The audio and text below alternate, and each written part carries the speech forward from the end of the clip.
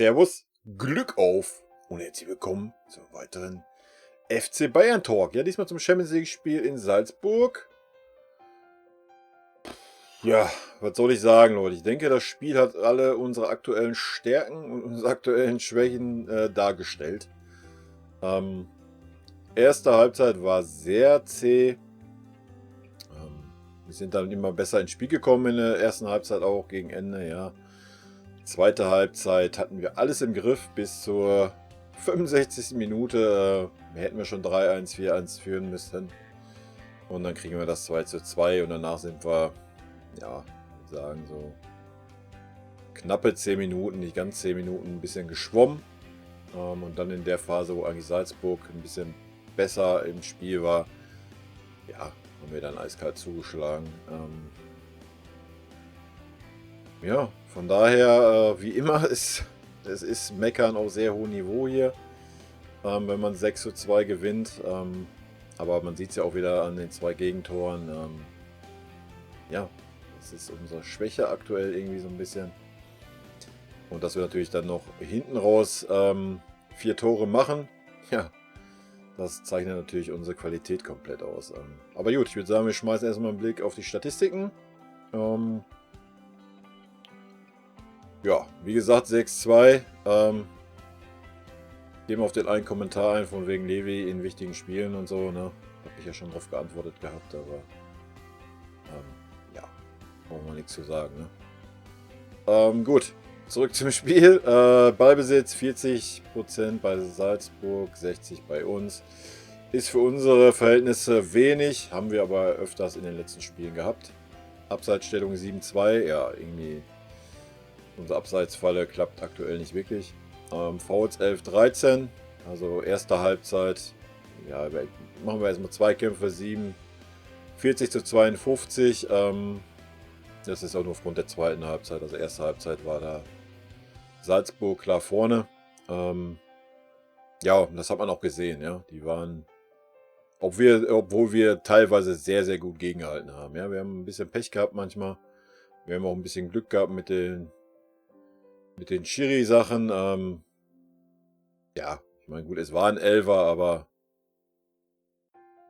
ja, weiß ich auch nicht. Er hat ihn nochmal unten getroffen, den Müller. War ein bisschen unglücklich für Salzburg, denke ich. Aber klar, war ein Elfer, da muss man nicht drüber reden. Ja, ansonsten Schüsse insgesamt 18:21, Schüsse aufs Tor 10:10, Ecken 10:3, sagt auch viel aus, und Flanken 9:11. Wow, wenn wir nur 3 Ecken haben, machen wir mal ein Eckentor. Wenn wir 20 Ecken haben, gehen die alle ins Nirvana. Ne, hat mich gefreut, mal ein Eckentor. Mich hat es auch gefreut, dass es der Boateng gemacht hat. Ansonsten sieht man auch hier sehr schön die beiden ja, besseren Spieler hinten, würde ich sagen. Hernandez 13 Zweikämpfe gewonnen, Boateng 6, Gnabry 6. Gefoult worden, das sieht uns nicht. Torschussvorlagen, Kimmich 5, Levi 4. Ja, auch das herausragend, Tolisso 2. Ballkontakte, auch hier eine ganz klare Sprache. Hernandez 103, Boateng 80, Alaba 76. Und Schüsse insgesamt, Levi 5, Gnabry 4, Coman 3. Ja, ich kann natürlich, also erstmal Thema Alaba. Alaba hat heute eine normale Leistung gebracht, nicht besonders schlecht, aber auch nicht wirklich gut. Aber das zählt eigentlich für die kompakte gesamte Mannschaft hinten. Wenn man natürlich jetzt die Werte sieht, muss man Hernandez einfach ein bisschen rausheben. Ist auch, was ich seit Wochen sage. Ich bin auch klar der Meinung, dass er verdient hat, endlich in der Innenverteidigung zu spielen. Obwohl er es heute auch sehr gut offensiv gemacht hat als linker Verteidiger, muss man sagen. Aber man hat auch gesehen, dass er in 2, 3 sehr, sehr brenzlichen Situationen der war, der als Außenverteidiger in der Mitte stand und da in höchster Not gerettet hat. Ne? Die Abstimmung zwischen Boateng und Alaba war heute gar nicht gegeben. Muss man ganz klar sagen. Jeder Ball, der zwischen die beiden Innenverteidiger kam, war brandgefährlich. Aber wie gesagt, das möchte ich nicht den Alaba ankreiden, das kannst du den Boateng genauso ankreiden. Obwohl ich den Boateng ein bisschen bisschen stabiler fand wie ein Alaba. Aber ist auch nur meine persönliche Meinung. Aber wie gesagt, ich fand einen Alaba heute nicht schlecht, aber auch nicht wirklich gut. Ja, ich denke, die Statistiken spiegeln das schon sehr gut wider, wie auch mein Eindruck war. Hernandez war für mich neben Kimmich der aktivste Mann, der beste Mann. Coman war wieder sehr unglücklich. Hat dann ja in der zweiten Halbzeit da diese riesen Chance gehabt, die er vor Latte geschossen hat noch.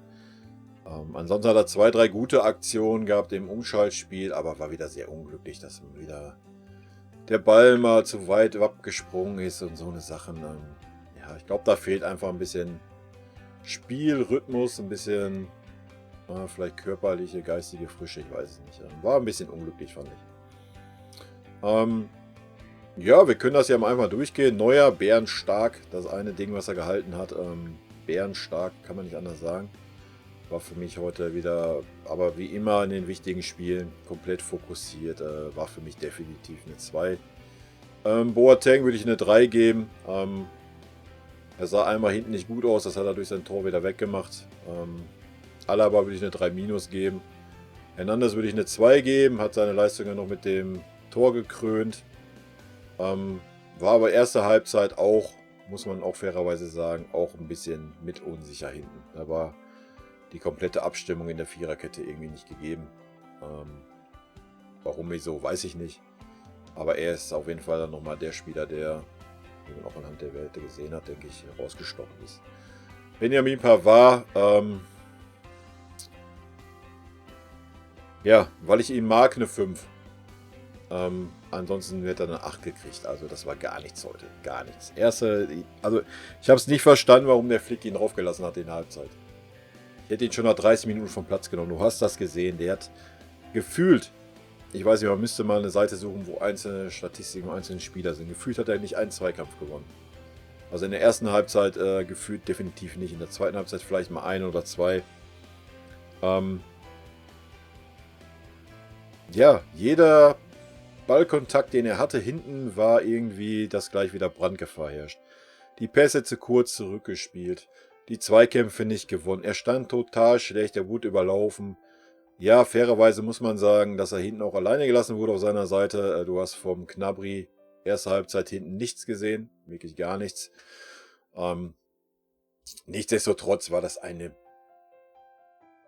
ultra schlechte Leistung von Pavard. Und ja, ich verstehe es nicht. Ganz ehrlich, wir haben noch einen etatmäßigen Rechtsverteidiger auf der Bank gehabt, der hätte es nicht schlechter machen können. Er kam ja dann in der 70. oder was das war, 75. sogar erst. Er hätte es nicht schlechter machen können. Also Pavard war unterirdisch. Ich weiß nicht, was, einfach mal schlechte Tagesform, schlecht drauf. Kann ja alles sein. Mein Gott, ist ja jetzt nicht so, dass wir sagen, er ist scheiße, aber er war heute scheiße. Das ist einfach so. Tolisso war durchwachsen, würde ich sagen. Nach vorne gut, nach hinten schlecht. Ja, eine 3 minus, würde ich sagen. Kimmich war für mich so mit der Lichtblick, obwohl er jetzt auch nicht so herausstechend war wie sonst, aber war der einzige irgendwie im Mittelfeld, der irgendwie aufgefallen ist. Ja. Von daher würde ich ihm eine 2 minus geben.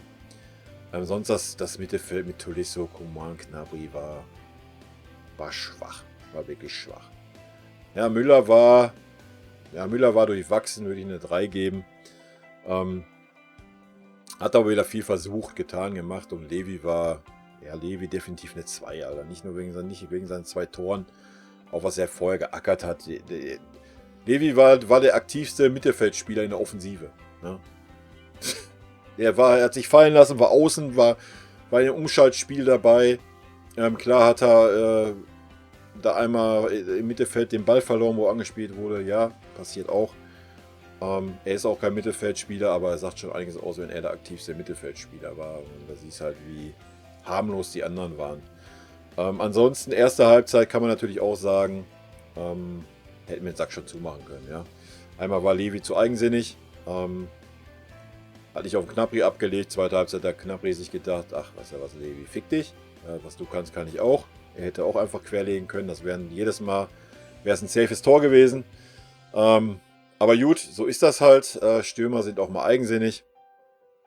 Und hinten raus hat es ja dann nur noch wunderbar geschnackelt. Von daher alles gut. Bünazar, ja, können wir nicht wirklich beurteilen, die Viertelstunde. War okay, hat keinen Fehler gemacht. War nochmal mit aktiv nach vorne. Also, ja, wenn wir es bewerten würden wir sagen eine 3. Leroy Sané eine Viertelstunde. Ja, bärenstark. Also das Tor war Weltklasse. Also das Tor war Hammer. Mega. Mega geiles Tor. Habe ich richtig gefeiert. Javi hat, ja, genau das gemacht, wofür er da ist. Er hat dicht gemacht. Ja. Wenn man das mal beobachtet hat, da müssen wir auch ein bisschen den Pavard in Schutz nehmen. Ja, Javi war einfach auf der Stelle, wenn die über die Seite kamen. Ja. Da war Bünazar da, der ist da teilweise auch ein bisschen verwirrt rumgerannt, genauso wie der Pavard. Ist natürlich auch, wenn da immer 2 Leute über die Seite kommen und keiner hilft. Ja. Das auch, aber da komme ich gleich noch zu, ganz, ganz stark Martinez. Er war immer da zur Stelle auf der Seite. Ja. Das muss man mal ganz klar sagen. Er kennt halt da, wo die Lücken sind und da ist er und für mich bärenstark. Dann war natürlich vorne, hat er ja auch noch gezaubert, hat ja noch das Tor vom Levi butterweich vorbereitet. Also, ja, die anderen beiden Wechsel habe ich da nicht mehr verstanden vom Flick. Wollte er irgendwie, ich weiß, stand schon 6-2, ne, ich glaube 5-2. Wollte er da auf Zeit spielen oder warum bringt man da die beiden noch für 1 Minute rein? Soll das noch Schonung von Spielern sein? Soll das eine Belohnung sein, 1 Minute? Ja, für die Auflaufprämie oder was? Ich weiß es nicht. Habe ich nicht ganz verstanden. Aber gut, sei mal dahingestellt. Gnabry, ja, zweite Halbzeit war er besser ein bisschen, ne? Aber generell war die Mannschaft zweite Halbzeit besser. Auch Coman war ein bisschen besser zweite Halbzeit. Von daher sagte ich ja auch beide so Durchschnitt. Ja, ansonsten muss man natürlich sagen, Pavard, ja, er war überfordert, definitiv, ja. Nichtsdestotrotz hat er viel, wie ich schon sagte, viele so Pässe, so die halbherzig waren, die dann irgendwelche Sachen eingeleitet haben. Er hat keine Zweikämpfe gewonnen. Natürlich kam dazu, dass ihm auch keiner geholfen hat auf der Seite. Das muss man mal ganz klar sagen. Da muss man mal den defensiven Mittelfeldspieler, ich weiß jetzt nicht, wer es war, augenscheinlich war es eher der Kimmich, der auch ab und wann mit hinten war.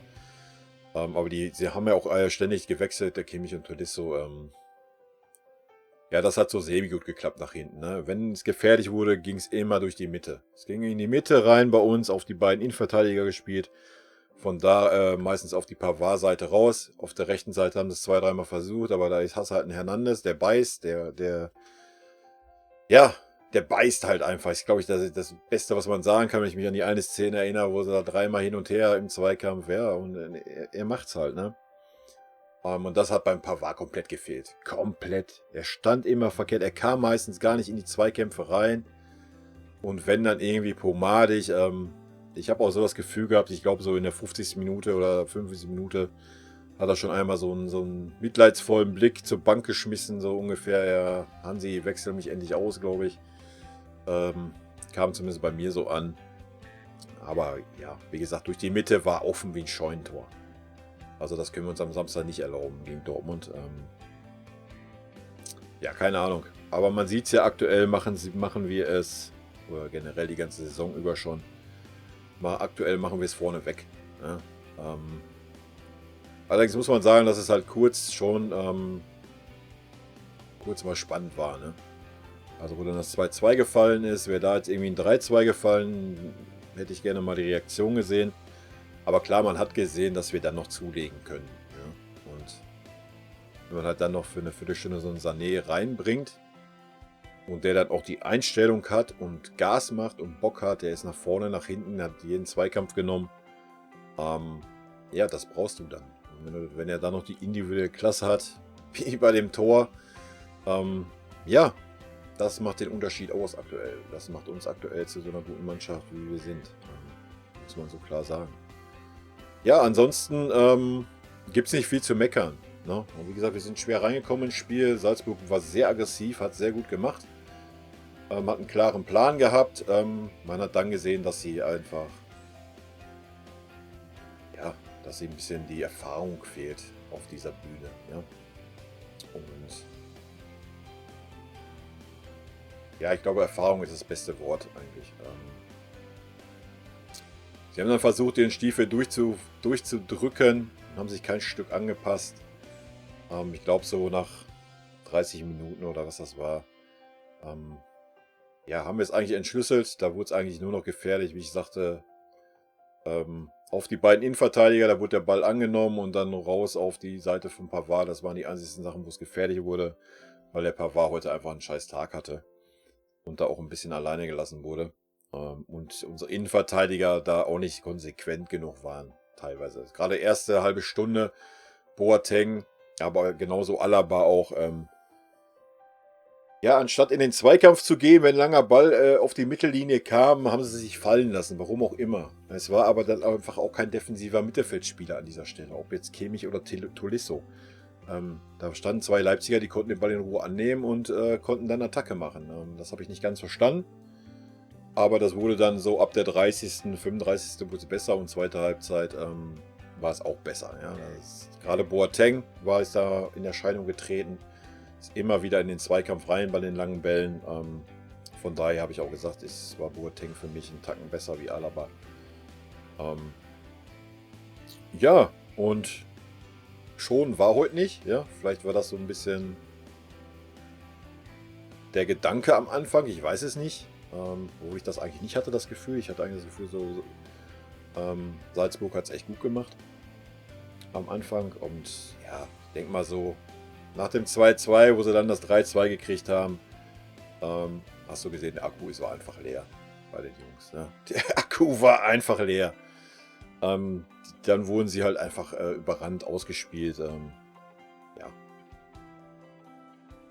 Ist halt dann, wenn du halt so eine Spieler reinbringen kannst, ne? Wie ein Sané, wie ein Martinez, wie ein Costa, der natürlich erst in der 90. +1 kam. Bin gespannt, ob er in Dortmund anfangen darf. Mit dem Sané zusammen würde mich freuen. Bin gespannt, weil Gnabry und Coman, ja, waren jetzt nicht so überragend. Aber gut, das kann der Hansi dann besser beurteilen in den Trainings. Wir haben ja diesmal mal ein paar Tage Zeit. Von Salzburg bis nach München ist ja nicht so weit. Ich denke, die werden da jetzt gleich noch zurückfahren. Und von daher haben wir dann mal Mittwoch, Donnerstag, Freitag 3 Tage. Das ist schon ordentlich im Gegensatz zu sonst. Also können wir wahrscheinlich mal 1, 2 Trainingseinheiten sogar machen. Ja, ansonsten müssen wir gucken, wie die Dortmunder morgen spielen, wie viel Selbstvertrauen sie mitbringen. Und wie es bei uns ausschaut, aber ja, eine Prognose abzugeben ist wirklich schwer, weil Dortmund auch so tagesformabhängig ist, auch nicht wirklich konstant ist. Und wir ja aktuell auch sehr schwankend sind, sag ich mal. Wenn man mal jetzt so die Spiele gegen Atletico und Frankfurt sieht, die mega stark waren. Jetzt die letzten Spiele waren doch sehr schwankend, ja, muss man schon fairerweise sagen. Ich meine, heute war es schon ein bisschen besser, gerade zweite Halbzeit. Aber war auch Champions League, da sieht man einfach, ja, dass da gefühlt eine andere Einstellung am Tag gelegt wird. Fand ich jetzt im Gegensatz zum Spiel gegen Köln zum Beispiel. Fand ich schon. Gut, Moskau, ich meine, Atletico hat auch nur 1-1 gespielt. Ich habe auch nicht damit gerechnet, dass Atletico gewinnt bei Lokomotive. Das ist halt ein komischer Gegner, der sehr defensiv ist. Und Atletico kann eh nicht so gut gegen defensive Mannschaften spielen. Von daher, ich meine, ich kann mal hier noch einen Blick auf die Tabelle schmeißen, aber ich denke, da ist alles klar, wo? Gucken.